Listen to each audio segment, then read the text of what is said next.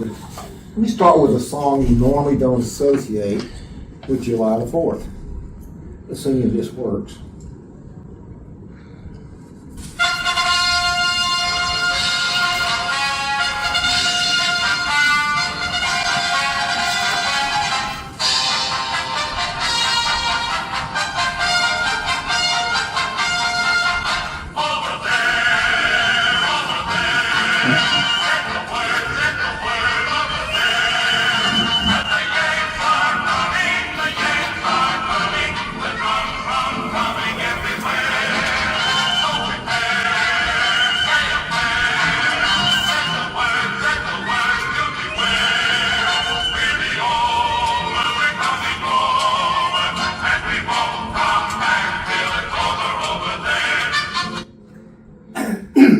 Familiar song, but what does that got to do with July the 4th? Well, actually, that song came to my mind 2 weeks ago.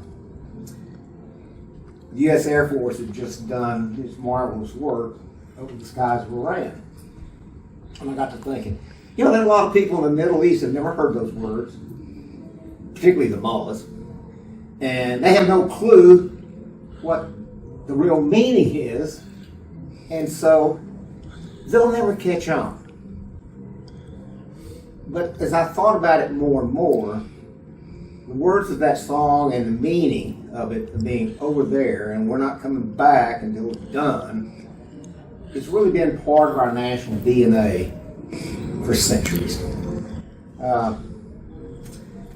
July the 4th was last Friday, 249th birthday of this country. And it's a day like a lot of other Independence Days that you celebrated and gone through. And of course, we're looking forward now to a little bit less than 363 days from now. We'll celebrate another one, a milestone of 250 years. And so when we celebrate that, we're doing so not only because we're independent, but because we enjoy freedom. Now, in truth, this path to freedom and liberty started actually well before 249 years ago. In some respects, it starts in nothing else in 1620 when a ship with a number of pilgrims landed in Massachusetts Bay because they were looking for a freedom to worship as they pleased. So that's really kind of where it really starts. But 249 years ago, there were a group of men who met in a real hot summer day in Philadelphia to sign probably one of the most remarkable documents in all of history. And what it was the struggle we were having with what we call the mother country, because the taxation had become heavy, so there was that problem. Then the situation escalated more and more when the British forcefully put their troops in people's homes, and then it finally reached a critical point when the British military decided to occupy the city of Boston. So what goes from there? Well, what went from there was a scene on the village green in Lexington, Massachusetts, that one day in April. And later that day, it happened again at a bridge in Concord, Massachusetts. The truth is, the struggle for freedom and liberty was something that they went out and thought was the thing that they needed more than anything else. Now, the simple fact of the matter is that, pardon me, I got my notes out of order here, is that document sparked and just was kind of the culmination of a lot of things. There were 56 men that signed that declaration, and I'm convinced that not a single one of them had an idea what it was going to be like in 100 years, and they couldn't even begin to vision what it's going to be almost 250 years ago.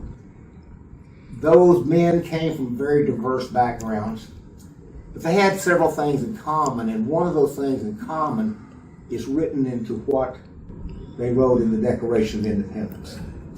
Listen to these words.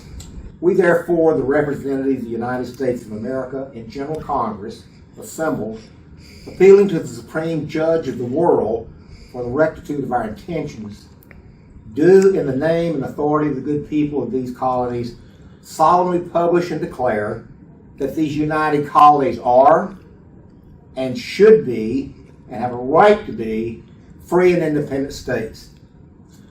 And for the support of this declaration with a firm reliance on the protection of divine providence, we mutually pledge to each other our lives, our fortunes, and our sacred honor. Honor. You know, we throw around, as David mentioned, the term, price of freedom. I don't know if we really think real deeply what that really meant, but I guarantee you those founding fathers knew that exactly. You ever wondered what happened to those 56 men? 5 of them were captured and tortured by the British before they died. 12 of them had their homes ransacked and burned. 2 of them lost sons in the Revolutionary Army. Another had 2 sons captured. 9 of those 56 men fought and died from wounds or hardships suffered during that struggle for liberty. Now, that would be nice if that was the end of it, but that wasn't the end of it. You know, 30 years later, 1814, 1815, I had to go through the same thing, prove it again. 50 years later, in 1861, we went through a struggle again to preserve that. It's hard to believe, but 50 years after that, we found ourselves again in 1917 and 18, proving the value of liberty. And then even 23 years later, in 1941, we went through it all again. The truth of the fact is that we're always going to be required to prove that freedom and liberty is worth something. The meaning of it, its implication, has been understood by so many Americans since the Revolutionary War. Just listen to some of the words of some of these people that you've heard of before. Patrick Henry. Is life so dear and peace so sweet as to be purchased at the price of change and slavery? Forbid it, Almighty God. I know what course others may take, but as for me, give me liberty or give me death. Benjamin Franklin wrote, those who give up an essential liberty to obtain just a little temporary safety deserve neither liberty nor safety. Dwight Eisenhower. History does not long entrust freedom to the weak or timid. John F. Kennedy. Let every nation know, whether it wishes us well or ill, that we shall pay any price, bear any burden, meet any hardship, support any friend, oppose any foe, to assure the survival and success of liberty. And Ronald Reagan. Freedom is never more than one generation away from extinction. We didn't pass it to our children through our bloodstream. It must be fought for, protected, and handed on for them to do the very same. On the 4th of July, you've heard the songs, you're going to sing some of them this morning. I mean, whether it's the Star Spangled Banner, America, God Bless America, it's all well and good. But you know, the words I found in the 3rd verse of one song, I think captures the reality of what it really means. This is America the Beautiful. The 3rd verse goes, "Oh, beautiful for heroes proved in liberating strife, who more than self their country loved, and liberty more than, and mercy more than mine." Heroes.